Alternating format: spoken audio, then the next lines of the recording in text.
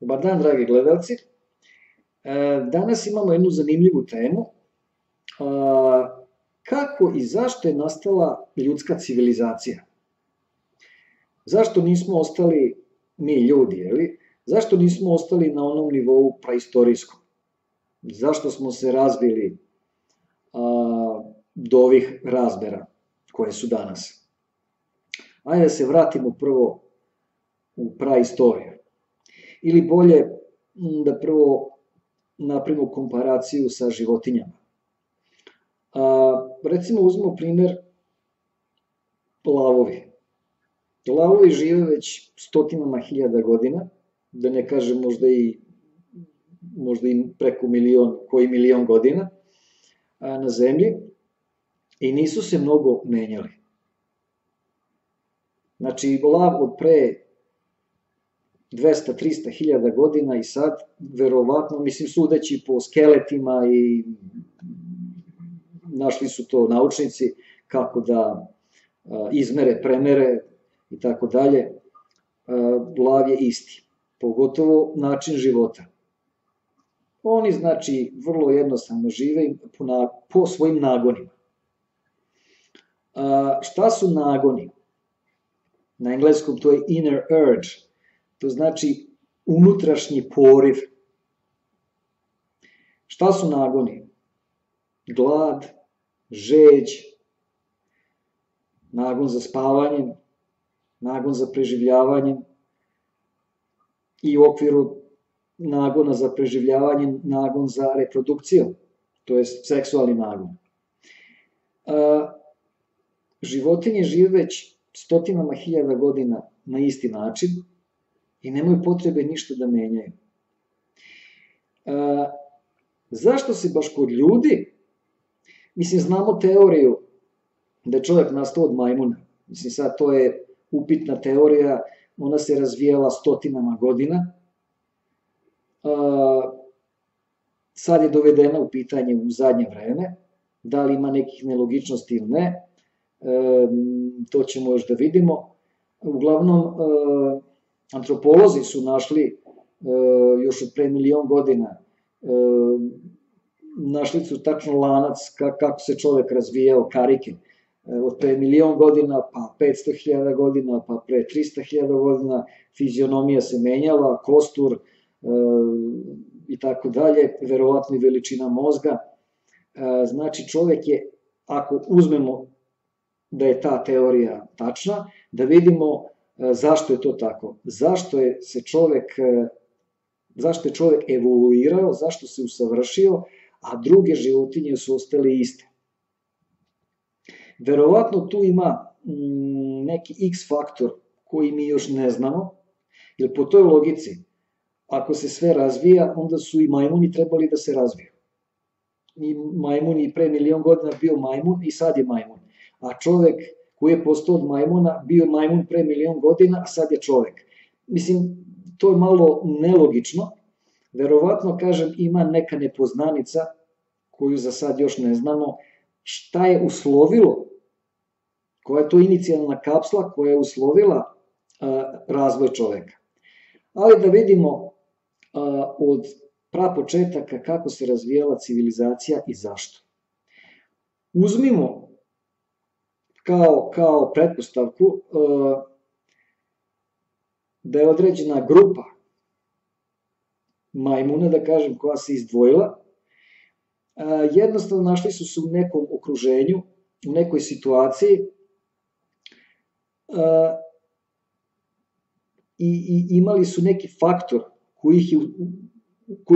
koji je uticao na njih da počnu da razvijaju svoj mozak, više nego ostali slični pripadnici iste vrste. I jednostavno tako je počeo da nastaje čovek.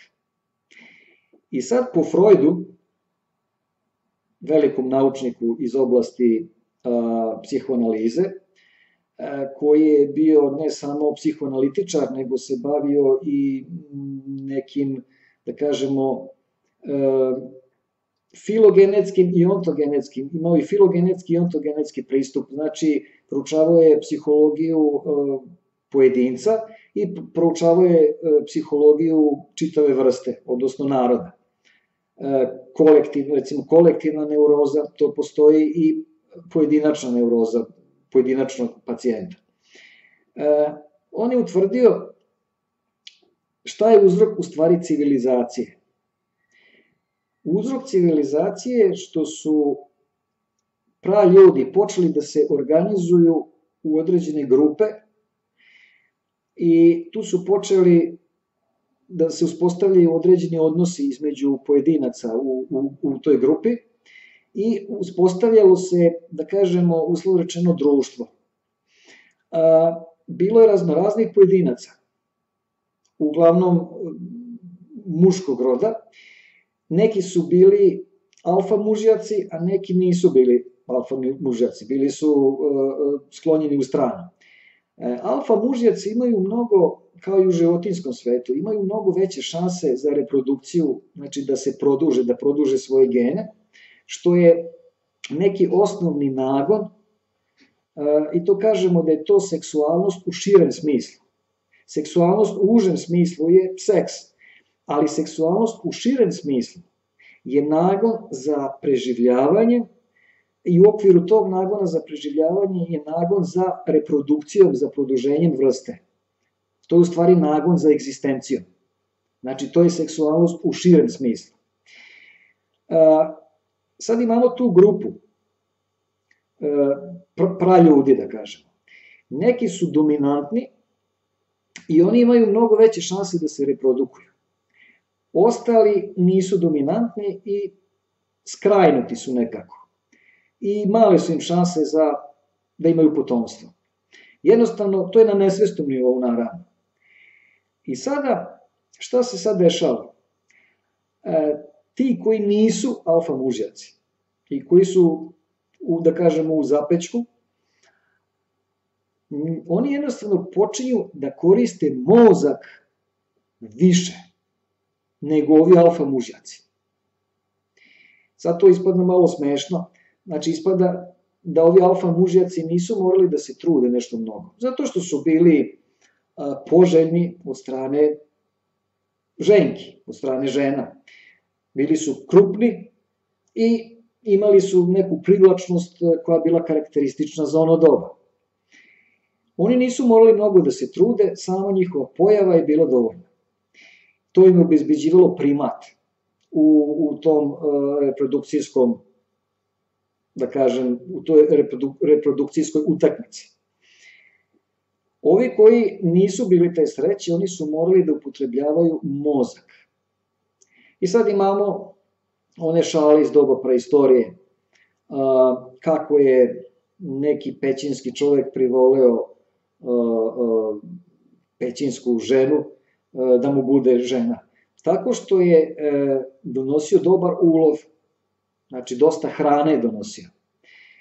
Da bi donosio dosta hrane, morali su da smisle kako da ulove neke velike životinje. I tu su počeli da koriste mozak. Tako da oni koji nisu bili dominantni, oni su smislili neke zamke, kako da uhvate recimo mamuta ili nekog ogromnog jelena ili neku drugu veliku životinju i obezbeđivali su plemenu, odnosno porodici, odnosno ženki s kojom su hteli da se pare, obezbeđivali su hranu. I to je bilo od krucijalne važnosti u to doba. I tako je počeo mozak da se razvija. Tako su počeli da smišljaju neke klopke, zamke, oruđe, sve u funkciji dobavljanja hrane. Kasnije, kad su neki drugi ljudi videli da ovi prvi imaju veće zalike hrane, onda su počeli od njih da otimaju. I tako su se razvili prvi sukobi. Prvi sukobi oko teritorije, oko hrane, oko ženki i bilo je potrebno oružje. I onda su ljudi smislili lukove, strele, koplja i to je bilo, da kažemo, kameno doba, jer se koristio kamen. Posle toga, zatim su ljudi otkrili vatru, da možda bude korisna, pa onda recimo videli su da meso koje je ispečeno na vatri je ukusnije i lakše se vari, videli su da ako zasade neko seme u zemlju da će da nikne, pa su počeli da se bavi poljoprivrednim radovima i tako je počelo ljudsko društvo da napreduje. I onda već znamo šta je dalje bilo, pronađena je bronza, postoji prvo starije kameno doba, pa mlađe kameno doba, neolit, zatim bronzano doba, kada se koristila bronza, i onda gvozdeno doba, kada je pronađeno gvožđe. Sva ta otkrića su veoma uticala na čovečanstvo, da se ono tehnički razvija, pogotovo kad je pronađen točak. To je mnogo značilo i u transportnom smislu i u smislu, recimo, pravili su se neke vodenice, žrvanj koji je mleo žito i tako dalje, svugde se koristio točak. Kako je vreme odmicalo, ljudi su sve više i više upotrebljavali mozak. Znači, mozak se počeo razvijati. I sad smo došli u situaciju da fizički poželjni alfa mužjaci nisu više bili tako dominantni kao u prvobitno vreme, zato što su dobili konkurenciju u vidu pametnih mužjaka. Ja neću da kažem da sad alfa mužjaci nisu pametni, ali nisu morali da se trude mentalno. Znači, dovoljno im bila fizička pojava da privuku ženku. Međutim, sada su imali konkurenciju, jer ženke su shvatile da nije sve u fizičkom izgledu, nego ima nešto i u robi, u novcu, u obezbeđivanju hrane, takođe u obezbeđivanju skloništa. Znači, prvo su ljudi živjeli u pećinama, kasnije su počeli da prave neke kuće od drveta, od kamena i tako dalje, i to se sve razvilo. Znači, sve se uporedo razvijalo. Ishrana, znači lov, poljoprivreda, zatim izgradnja kuća, zatim transportna sredstva, i tako malo po malo smo došli da su ljudi počeli da stvaraju zalihe. Nisu živjeli od danas do sutra, nego su počeli da stvaraju zalihe robe koja im je neophodna za život. Znači hrane, odeće, obuće, raznih potrepština, sve se to kasnije razvijelo i grnčarstvo, posle posude iz kojih su jeli, odeća, onda su počeli ljudi da se dele po tome koliko je ko imao tih zaliha. I prvo su razmenjivali robu za robu, ne znam, kilo pšenice, ja tebi kilo pšenice, ti meni, ne znam, 10 jaja, ili kila mesa za 3 litre mleka, ili šta ja znam, tako nešto slično.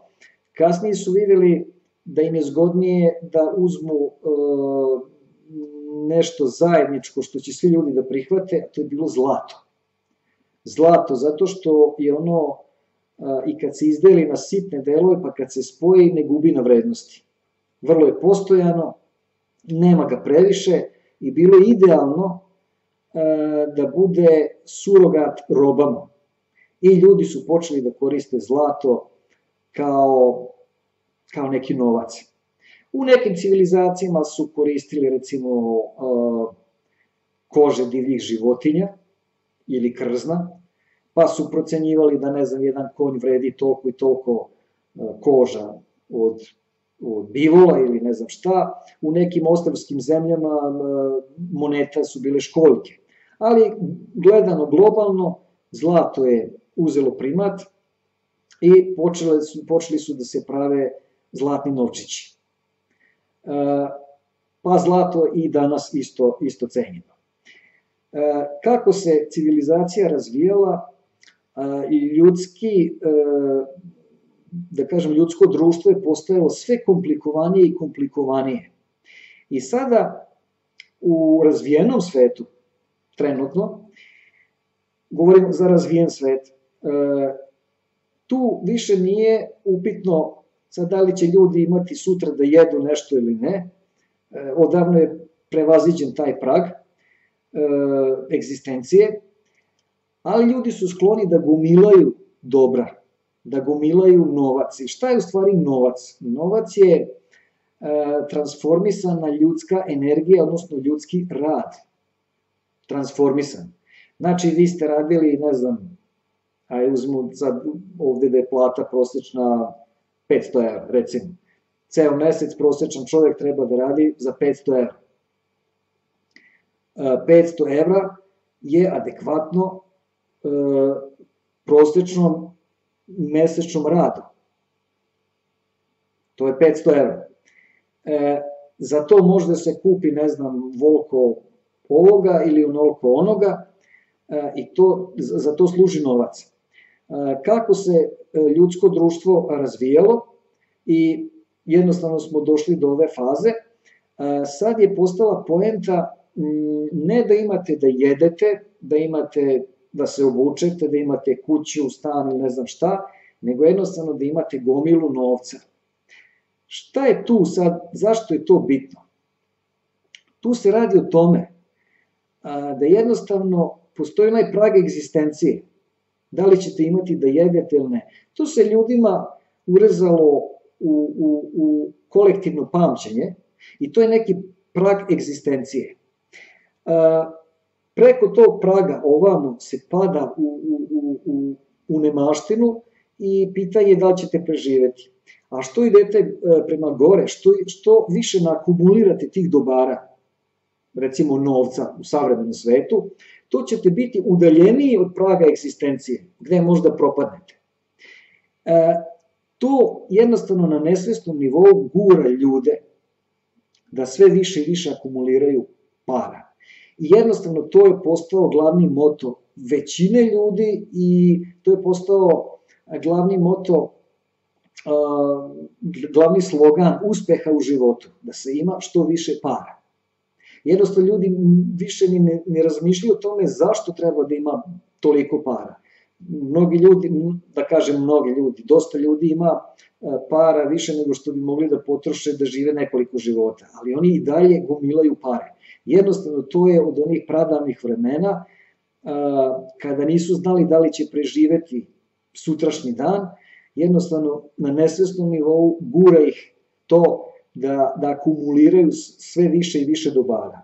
Zato što postaju uticajni u društvu, uspinju se na društvenoj lestvici, više znači se ne bore oni oko toga da li će ima da jedu, da li će ima da se obuku, da li će imati stan, to više nije toliko bitno, to su obezbedili, nego jednostavno sad ta ambicija ih tera, to takmičenje da uspeju što više u društvu. I sada je jednostavno na sadašnjem stupnju možemo to porediti sa životinjama. Isto lav koji je tamo u savani, koji je najkrupniji, koji možda obezbedi zaštitu lavicama, on će biti alfa mužjak. Tako je kod nas u savremenom društvu. Čovek koji ima materijalnih dobara mnogo, on će biti primamljiviji partnerima, jednostavno jer može da ih udalji od one ivice egzistencije o kojoj sam pričao. Znači da budu na što višem nivou, da budu, to je na nesvesnom nivou, da budu što zaštićeniji od pada preko praga egzistencije. I jednostavno sad se iskristalisalo da su u stvari sad alfa mužjaci ili alfa ženke, nije bitno, a da su oni koji su uspešni u društvu. I to je, znači, to je seksualnost u širem smislu. Biti što uspešniji u društvu, biti što poželjniji suprotnom polu, potencijalno. Naravno, neće ljudi koji su bogati, neće oni imati 100 žena, 100 muževa ili ne znam nija šta, nego samo jednostavno teorijski, potencijalno, da su što poželjniji u društvu. To je sad ono što čini alfa ženku ili alfa mužjaka, odnosno alfa personu. Eto, to su glavni razlozi zašto je civilizacija nastala. Zbog nagona za opstankom i u okviru tog nagona za opstankom, nagona za reprodukcijom, odnosno seksualnosti u širem smislu. I to je nastalo iz kolektivne neuroze. Pojedinačne i kolektivne neuroze. Kako? Pa zato što su prvobitni ljudi koji nisu bili uspešni, koji nisu bili alfa mužjaci, oni su bili neurotični, zato što su bili isfrustrirani. I jednostavno iz te neuroze, ta neuroza je bila, znači, ona inicijalna kapsula koja je naterala ljude da počnu da razmišljaju, da koriste mozak više, da se napregnu, što nije baš lako, i da počnu da razvijaju civilizaciju. I evo, došli smo do ovde i imamo ovu civilizaciju kakva je danas. Šta će biti u budućnosti, to nam ostaje da vidimo. Eto, toliko od mene za danas. Nadam se da mi ovaj video bio zanimljiv. Ako i vi smatrate tako, lajkujte, delite video i prijavite se na moj kanal, a mi se vidimo neki sledeći put. Prijatno!